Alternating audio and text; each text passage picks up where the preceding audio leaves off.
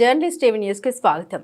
దీర్ఘకాలంగా ఒకే చోట పనిచేసిన ఉద్యోగుల్ని బదిలీ చేయాలని రాష్ట్ర ప్రభుత్వం నిర్ణయించింది. దానిలో భాగంగా వివిధ శాఖల్లో బదిలీ కోసం ఉద్యోగులు దరఖాస్తు చేసుకున్న పారదర్శకత లోపించిందని ఆరోపణలు వినిపిస్తున్నాయి. రాజకీయ అండతో పాటు ఉన్నతాధికారులను డబ్బులతో మేనేజ్ చేసి అదే పోస్టింగుల్లో ఏళ్ల తరబడి తీష్టవేస్తున్నారనే ఆరోపణలు ఉన్నాయి. పలు శాఖల్లో నిబంధనకు విరుద్ధంగా సీనియారిటీని పక్కకు పెట్టి తమకు అనుకూలమైన ఉద్యోగస్తులకు మళ్లీ అదే స్థానంలో కూర్చోబెట్టే ప్రయత్నాలు జరిగాయని ఉద్యోగులు ఆరోపిస్తున్నారు. పాతుకుపోయిన ఉద్యోగుల ప్రక్షాళన కోసం జరుగుతున్న బదిలీలను సైతం తమకు అనుకూలంగా మార్చుకోవడం కోసం మెరుపు పక్కదారి పట్టిన ప్రభుత్వం బదిలీల ప్రక్రియపై journalist TV CEO Mareddy Nagender Reddy విశ్లేషణ.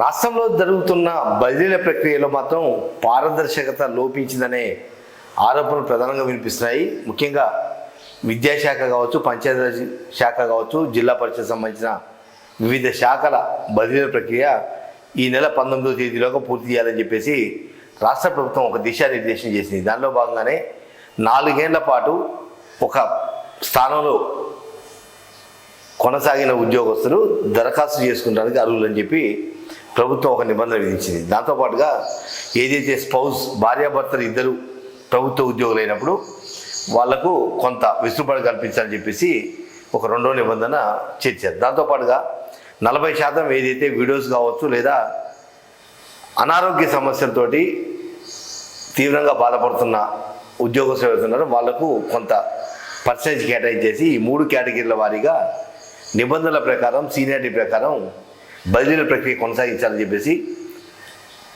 రాష్ట్ర ప్రభుత్వం దిశానిర్దేశం చేసిన ఆ దిశగా కొన్ని ప్రభుత్వ శాఖల అధికారులు తమ ఇష్టానుసారంగా బదిలీ పరంపరను కొనసాగిస్తున్నట్టుగా ఆరోపణలు వినిపిస్తున్నాయి. ముఖ్యంగా నిన్నటి నుంచి జరుగుతున్న పంచాయతీరాజ్ ఏదైతే జిల్లా పరిషత్ సంబంధించిన కానీ పంచాయతీకి సంబంధించిన ఉద్యోగుల బదిలీల ప్రక్రియలో సీనియారిటీ విషయంలో కొంత గందరగోళానికి ఉన్నతాధికారులు కొంత మద్దతు ఇచ్చినట్టుగా కనపడుతుంది. వాస్తవంగా ప్రమోషన్ మీద ఏడాది క్రితం మదిరకు బదిలీ అయిన ఓ ఉద్యోగి తిరిగి బదిలీ ప్రక్రియలో ఆప్షన్ పెట్టుకోవడం అనేది ఎలా సాధ్యం అనేది ఉద్యోగ సంఘాలు ప్రశ్నిస్తున్నారు. ఎందుకంటే మినిమం 4 సంవత్సరాలు పూర్తి అయితే తప్ప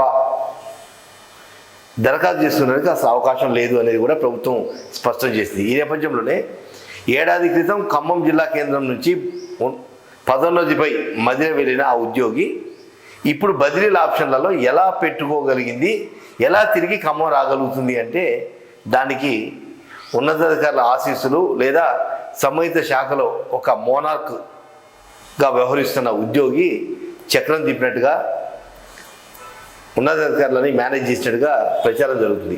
ఈ విషయంలో ఎందుకు ప్రభుత్వం ప్రత్యేకమైన దృష్టి కేంద్రీకరించట్లేదో అర్థం కావట్లేదని చెప్పి కూడా కొన్ని ఉద్యోగ సంఘాలు తీవ్రమైన ఆరోపణలు చేస్తాయి. వాటితో పాటు ఏదైతే విద్యాశాఖలో కూడా చాలా వరకు కొంత సీనియారిటీని పక్కదో పట్టేయడం లేదా గతంలో ఉన్న డిప్యూటేషన్లు తిరిగి కొనసాగించే విధంగా ఒక ప్రయత్నం చేయడం, తమకు అనుకూలంగా తమకు ఆదాయ మార్గాలు సమపార్జించే ఉద్యోగస్తులను తిరిగి మళ్ళీ తమ కోటరీలో పెట్టుకునేందుకు విద్యాశాఖలో కూడా కొంత అవకతవకలకు అవకాశం ఇస్తున్నట్టుగా ఆరోపణలు వినిపిస్తాయి. దాంతోపాటుగా సాక్షాత్తు జిల్లా పరిషత్లోనే ఓ ఉద్యోగి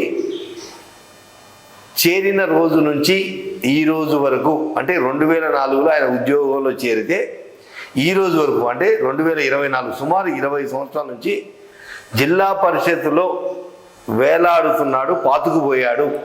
పూర్తిగా ఒక ప్యారలల్ ఒక చిన్న స్థాయి ఉద్యోగి పదోన్నతి మీద కొంత వేరే స్థానంలోకి వచ్చిన తర్వాత జిల్లా పరిషత్ తన కబంధస్తాల్లో పెట్టుకొని ఆడింది ఆట పాడింది పాటగా వివిధ ఉద్యోగుల సంఘాలను కావచ్చు లేదా ఉద్యోగస్తులు కావచ్చు ఇబ్బంది పెడుతూ తన మోనార్కిజాన్ని కొనసాగిస్తున్నాడు. 20 సంవత్సరాల పాటు స్థానభ్రంశం లేకుండా ఎలా జిల్లా పరిషత్లో ఉంటున్నాడు అంటే దానికి సమాధానం చెప్పే అధికారి కూడా అందుబాటులో లేకుండా పోయాడు. అసలు జిల్లా స్థాయి అధికారులు ఎలా 20 సంవత్సరాల నుంచి ఒకే పోస్టింగ్లు ఒకే ప్రాంతంలో కొనసాగిస్తున్నారు. దాంతోపాటుగా ఏదైతే వైద్యారోగ్య శాఖలో కూడా పోస్టింగ్ వచ్చిన సంవత్సరం నుంచి మరో 2 సంవత్సరాలు పదవీ విరమణ పొందుతున్న ఓ మహిళా ఉద్యోగిని కూడా సర్వీస్ మొత్తం సుమారు 31 సంవత్సరాల పాటు సర్వీస్ని ఖమ్మం ప్రభుత్వ ఆసుపత్రి లో పూర్తి చేసుకోవడం అంటే నిజంగా బదిలీల ప్రక్రియలో పారదర్శక ఎక్కడ ఉంది? ఓన్లీ పైసల పంపకాలు లేదా ఉన్నతాధికారుల ఆశీస్సులు లేదా కులపరమో రాజకీయపరమో మద్దతు కూడా కట్టుకుంటే పోస్టింగ్ నుంచి ఏదైతే రిటైర్మెంట్ వరకు కూడా ఒకే జిల్లా కేంద్రంలో కొనసాగించవచ్చు, ఉద్యోగం చేయవచ్చు అనేది రూఢి చేస్తున్నారు. అటు జిల్లా పరిషత్ ఉద్యోగి కావచ్చు లేదా వైద్య ఆరోగ్య శాఖ ఉద్యోగి కావచ్చు. కొంతమంది విద్యాశాఖలో గత 15-20 సంవత్సరాల నుంచి కూడా అక్కడక్కడే సైక్లింగ్ చూస్తున్నారు తప్ప ఎక్కడ కూడా బదిలీలలో బయటికి పోవట్లే. ఒకవేళ బదిలీ ప్రక్రియలో బయటికి పోయినా మళ్ళీ తిరిగి డిప్రెషన్లో తిరిగి అదే స్థానంలో పాతుకుపోతున్నారు. అంటే రాష్ట్రంలో ఒక 15-20% మంది ఉద్యోగస్తులు అలా పాతుకుపోయి ఆ శాఖలో చక్రం తిప్పే స్థాయికి ఎదిగారంటే మిగిలిన ఉద్యోగులు అసలు ఉద్యోగం చేయాలంటే భయపడే పరిస్థితి వచ్చింది. ఎందుకంటే నేను లోకల్ పక్కా లోకల్ అని చెప్పి ఒక ప్రచారం, దాంతోపాటుగా నేను గత 20 సంవత్సరాల నుంచి ఇదే ఆఫీస్లో పనిచేస్తున్నా, నన్ను దాటిపోయే వాళ్ళు ఎవరంటూ ఒక మోనార్కిజాన్ని ప్రదర్శించడం కూడా చాలా శాఖలలో నిత్యకృత్యంగా మారింది.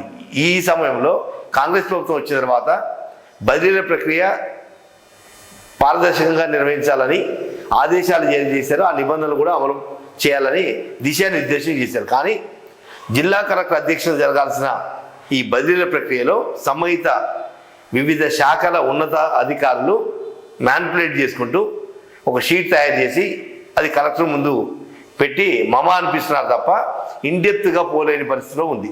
ప్రతి శాఖను కూడా అబ్జర్వ్ చేసే పరిస్థితిలో కలెక్టర్ లేకపోవడంతో కలెక్టర్ కళ్ళకు గంతలు కట్టి కొన్ని శాఖల అధికారులు వ్యవహరిస్తున్న తీరు నిజంగా అసలు బదిలీలు జరిగితే జరగకపోతే అనే చర్చ కూడా ఉద్యోగ వర్గాల్లో కొనసాగుతుంది. ఇప్పటికైనా పంచాయతీరాజ్ శాఖ కావచ్చు లేదా ఇరిగేషన్ శాఖ కావచ్చు, విద్యాశాఖ కావచ్చు లేదా వైద్యారోగ్య శాఖ కావచ్చు, ఈ బదిలీల ప్రక్రియలో జరిగిన అవకతవకల్ని పాతుకుపోయిన ఉద్యోగస్తుల విషయంలో జిల్లా కలెక్టర్ ముజమిల్ ఖాన్ పూర్తి స్థాయిలో దృష్టి కేంద్రీకరించి ఎలా ఇన్ని సంవత్సరాల నుంచి 20 సంవత్సరాల నుంచి ఎలా అదే స్థానంలో